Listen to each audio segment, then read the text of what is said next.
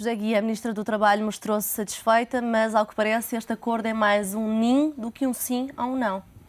Nem nim. Não há acordo nenhum. Nem sim, nem não, nem nim. A única coisa que há é o jogo de palavras. A realidade, o que se passou foi que alguns parceiros se dispuseram a continuar a discussão. Nada mais. Portanto, o que o Governo, como dizem na vossa peça, o Primeiro-Ministro levou para Bruxelas um acordo. Não levou nada. Levou uma declaração de alguns parceiros, entre os quais a CIP, dizendo que, sim senhor, quando vieres, nós continuaremos a discutir. Agora, não há acordo de nenhuma natureza. Tavares Moreira, uma declaração deste género poderá ter algum peso numa cimeira em Bruxelas? Não faço ideia, não sei. Não tenho noção da importância que uma coisa destas possa ter. Mas eu devo dizer o seguinte, eu considero esta declaração... É que tem uma declaração... Esta declaração é um pouco semelhante ou assimilável à situação do aval condicional. Em direito cambiário, o aval que se presta numa letra ou num cheque ou noutro documento desse tipo, se for condicional é nulo. Em direito cambial é nulo e, portanto, aqui este aval que está a ser dado pelas confederações, uma vez que é tão condicionado, também é nulo, portanto, não vale nada. Portanto, não sei o que é que, de facto... Enfim, eu percebo que o Governo tem que fazer uma demonstração qualquer de que os parceiros sociais estão disponíveis para acompanhar as medidas, mas aquilo que se sabe na retaguarda, espero que estes ecos não cheguem a Bruxelas, o problema é que se chegam é um sarilho, não é? Chega lá a declaração e depois não, mas nós sabemos que afinal os parceiros sociais não estão nada de acordo com isso. E, portanto, é uma situação um pouco ambígua e que pode ter alguns riscos de ser mal interpretada. Pensar que em Bruxelas portanto, no fundo, não sabem o que se passa em os Portugal? parceiros sociais dizem que assinaram um papel, mas que não concordam nada com as medidas. Cada um deles não concorda com determinadas medidas. Acha que em Bruxelas não se vai saber o que se passa em Portugal? É possível que se acabe por saber. Não sei se ao nível da mesa dos chefes de Estado e de Governo esse problema chegue, mas provavelmente ao nível dos assessores que o estão a acompanhar vai provavelmente chegar e, portanto, vão dizer, olha, que vai aparecer aí um papel, mas isto é um papel praticamente em branco, não é? Portanto, não José Guia, acha que há possibilidades deste acordo não se concretizar, mesmo que se continue a discussão? Claro. Grandes possibilidades.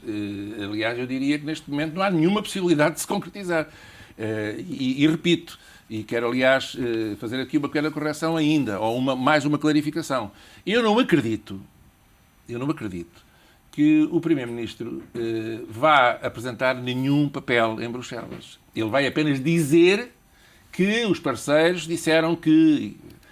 e depois dirá aquilo que lhe apetecer. Porque é evidente que ninguém pode desconhecer o que está a passar em Portugal. Ninguém, nem em Bruxelas, nem as agências de rating, ninguém. Toda a gente sabe que o que está a passar em Portugal é uma farsa. Isto é uma farsa. Não há acordo nenhum, não há entendimento nenhum. E o que o Primeiro-Ministro necessita é de levar lá qualquer coisa para dizer que eu estou a trabalhar bem, nós vamos conseguir uma plataforma de entendimento e, portanto, vamos levar isto a algum lado. Ele não tem mais do que dizer. Eu queria dizer-lhe só simplesmente isto. Estive numa reunião de empresários, com empresários há uns 15 dias, refletindo sobre esta situação, e chegámos a uma conclusão que é, no mínimo, misteriosa, tão misteriosa como o mistério que isto tudo envolve. Nós não queremos acreditar, eu pessoalmente também não quero acreditar, que o Sr. Primeiro-Ministro, que é quem lidera, que consubstancia o Governo, toda a gente também já percebeu isso, este Governo não tem ministros. Este Governo tem uns senhores que se sentam, às vezes, à mesa e que a gente não sabe o que dizem, porque uns dizem umas coisas, outros dizem outras. E o único, eventualmente, que poderá ser ouvido pela comunicação social internacional será o Primeiro-Ministro. Ele é o Governo.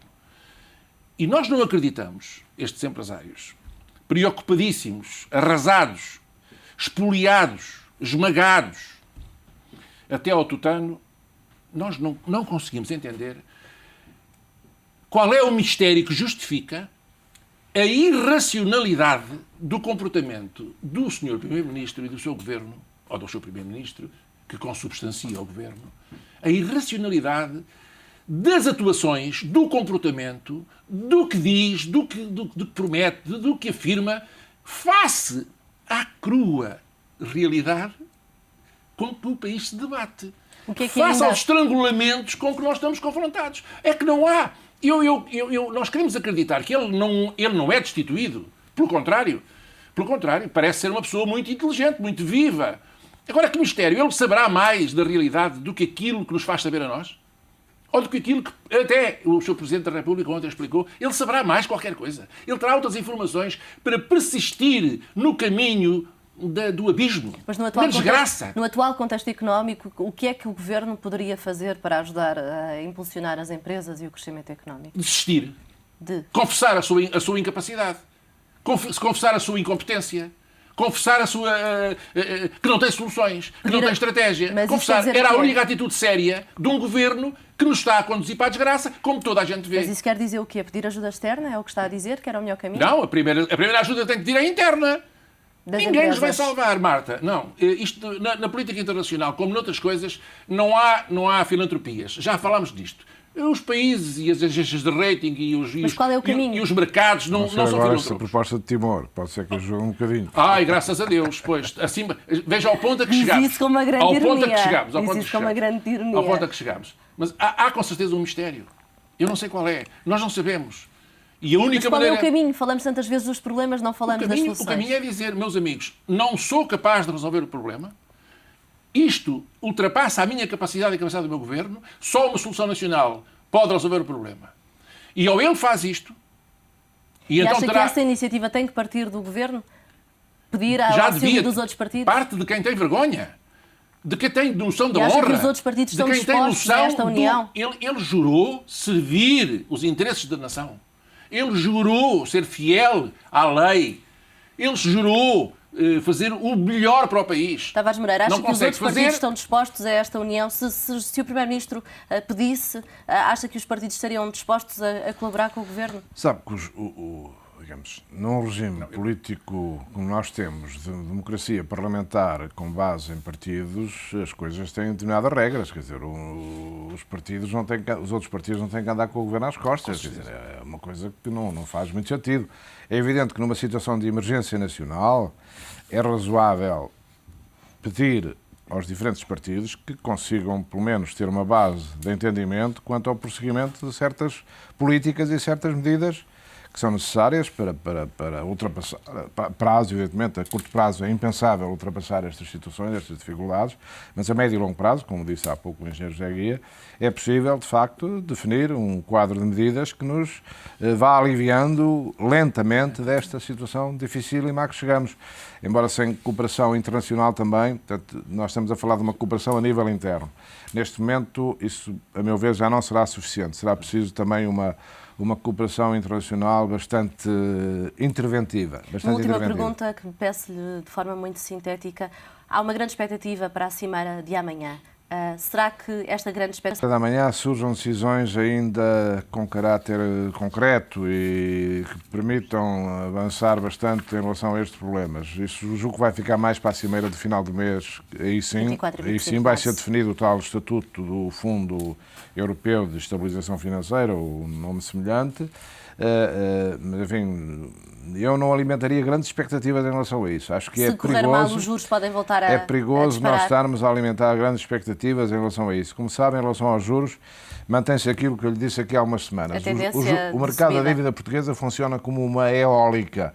Quando há vento do Banco Central Europeu, o mercado funciona. Quando não há vento do Banco Central Europeu, o mercado para e as taxas estão a este nível insuportável, porque nós não vamos conseguir, evidentemente...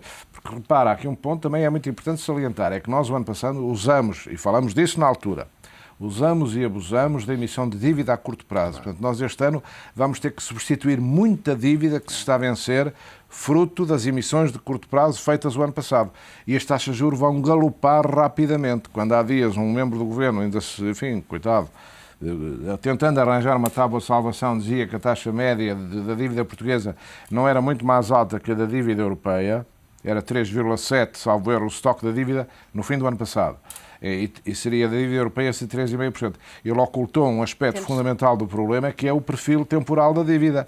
Porque se essa dívida é de muito curto prazo, ela vai se vencer rapidamente ao longo de 2011 e vai ser substituída por dívida muito mais cara. E a taxa média vai ajustar-se muito rapidamente para cima. Tavares Moreira, muito obrigada. José Guia, muito obrigada também. Até à próxima semana.